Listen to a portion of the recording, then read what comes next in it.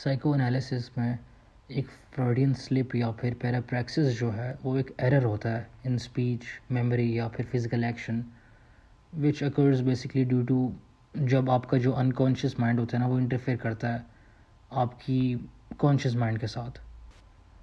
Freudian slip जो है ना it was named after Sigmund Freud, जिसने अपनी 1901 की किताब the psychopathology of everyday life के अंदर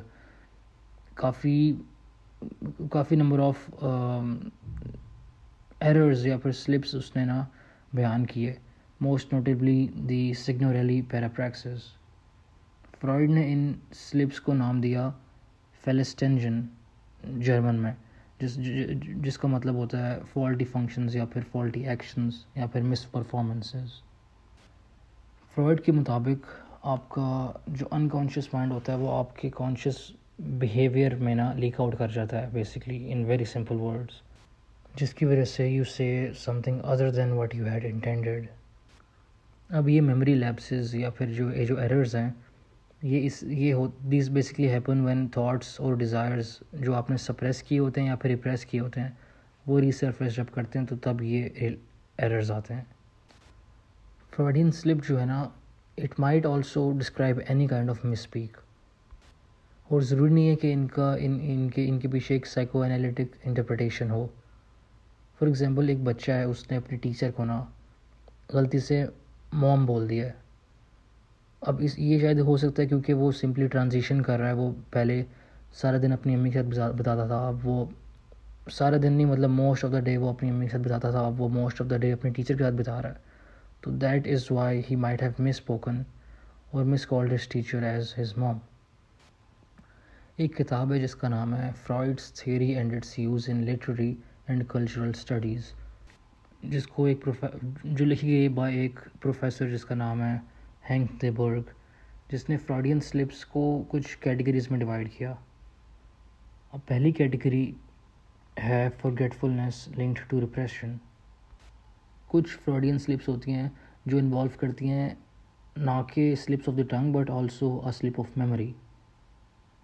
और साइको एनालिटिक थ्योरी के मुताबिक ना जब आप कुछ ऐसा एक्सपीरियंस करते हो जिससे आपको पेन या फिर शेम या फियर का सामना करना पड़ता है, तो आपका जो माइंड है वो रिस्पॉन्ड इस तरह करता है कि वो इन ख़ास मेमोरीज़ को ना पुश अवे कर देता है, और ये आपके दिमाग के एक छोटे से कोने में इन द डार्क जाके वो मेमोरी बैठ जाती है। अब फ़र्ज़ करो कि आपको एक कुत्ते ने काटा जब आप बच्चे थे, ठीक है। अब इस कुत्ते की जेंटल नेचर थी, फेयरली मतलब मोस्टली जेंटल नेचर थी, लेकिन एक दिन आप उसको छेड़ी जा रहे थे और आपने जो उसके वार्निंग राउल्स थे उसको आपने इग्नोर किया और आप उसको छेड़ी जा रहे थे, फिर उसने आपको काट लिया हाथ पे या जहाँ मर्जी, फिर आपको स्टिचेस लगे, और other than a slight mistrust of large dogs आपके पास कोई भी मेमोरी नहीं है, ना उस इंसिडेंट की ना उस कुत्ते के नाम की, और उस कुत्ते का नाम था फ़र्ज़ कर लो नॉटिंघम। अब यूँ होता है कि आपका लेटर इन लाइफ एक कोवर्कर आता है जिसका नाम होता है कार्ल नॉटिंघम, वो आपकी टीम ज्वाइन करता है और आप के लिए बड़ा मुश्किल होता है उसका लास्ट नेम रिमेंबर करना। आपको सिर्फ कार्ल तो याद रहता है लेकिन आपको उसका लास्ट नेम नॉटिंघम बार बार कंसिस्टेंटली भूलता रहता है। अब इसकी साइको एनालिटिक इंटरप्रिटेशन कुछ ऐसी होगी कि आपका जो माइंड है ना वो अवॉइड करता है इस इंसान का नाम याद रखने को जानबूझकर, ताकि जो आपकी बरीड मेमोरीज़ है ना अपने कुत्ते नॉटिंघम और उस ट्रॉमेटिक इंसिडेंट जब आपको काटा था उस कुत्ते ने, उसको अवॉइड करने के लिए आपका माइंड जानबूझकर makes you forget your coworkers last time. Moving on, अब दूसरी टाइप है forgetfulness linked to desire. A kind of memory slip can occur जब आप या तो कुछ करना चाहते हो या कुछ नहीं करना चाहते।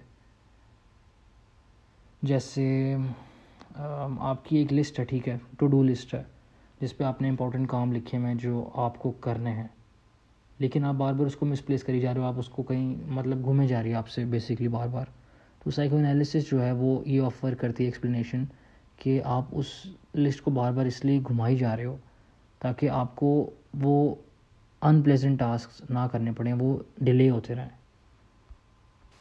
एक और एग्जांपल इसकी ये होगी कि अगर आप फ़र्ज़ करो आप लेक्चर लेते हो एक, और उसके बाद आप घर जा रहे होते हो बेसिकली, और आपको एक अपना क्लासमेट नज़र आता है या नज़र आती है अट्रैक्टिव बहुत, जो आपको कहती है या फिर कहता है कि आपको do you want a ride home, they offer you a ride home.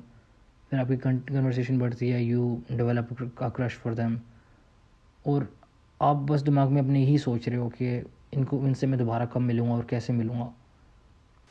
फिर आप गाड़ी से उतरते हो, ठीक है, you are about to step inside your house and you unwillingly leave your wallet and phone under the passenger seat.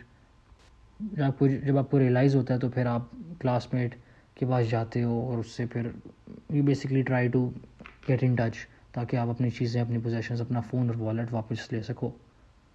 अब आपने बेशक जानबूझ कर ना सोचा होगा चलो मैं गाड़ी में ये चीज़ें छोड़ता हूँ ताकि आई कैन बीट हिम और हर लेटर अगेन, लेकिन साइको एनालिटिक रीजनिंग जो है वो सजेस्ट करती है कि ये जो डिज़ायर है ना to meet them again because you developed a crush for them, हाँ, so that basically drives you to forget these things, ताकि आपके पास एक रीज़न हो उनको अप्रोच करने की, उनसे दोबारा कॉन्टैक्ट करने की।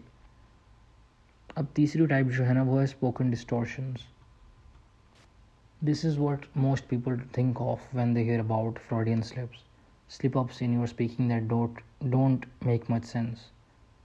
हम अपनी पुरानी एग्जांपल कंटिन्यू करते हैं, आपके कोवर्कर जो था कार्ल नॉटिंघम के बारे में, कि instead of simply forgetting his name you consistently use the wrong name. मतलब आप उसको कोई किसी और नाम से पुकारे जा रहे हो, जैसे बर्मिंघम, ट्विकिंगम, नॉर्टोनसन या फिर समथिंग लाइक दैट, तो शायद ये इंटेंशनल नहीं हो रहा, शायद आपका ब्रेन जो है वो सिंपली अटैम्प्ट कर रहा है to find a compromise between your conscious and unconscious mind या फिर unconscious thoughts. In modern culture ना फ्रॉडियन स्लिप्स जो हैं mainly spoken distortions are assumed to have sexual undertones. फर्ज करो you might say to your partner, I'll lick you up after work. What you wanted to say was, I'll pick you up after work.